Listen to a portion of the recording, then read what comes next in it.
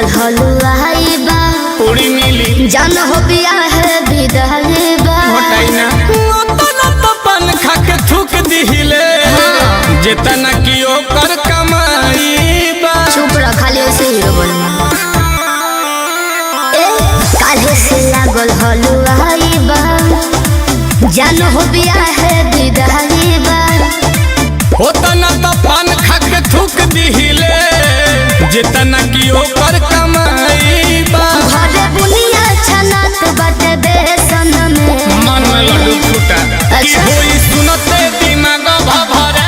सन में तो चली जाई है सारोडी परे सन में अच्छा। तो कही देहि रहलू रिले सन में तो चली जाई है सारोडी परे सन में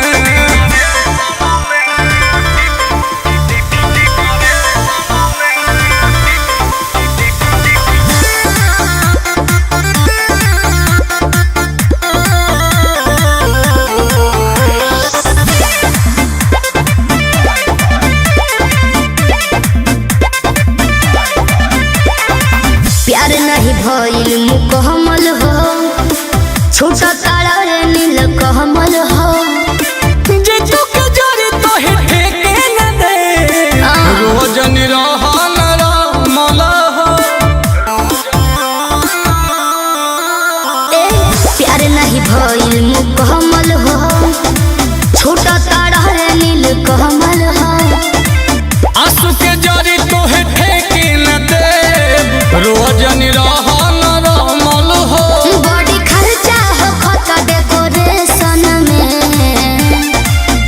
जब यूट्यूब पे अइबू सजेशन में तो चली जाए सारोडी परेशन में तो नाम आई नोटिफिकेशन में तो चली जाए सारोडी परेशन में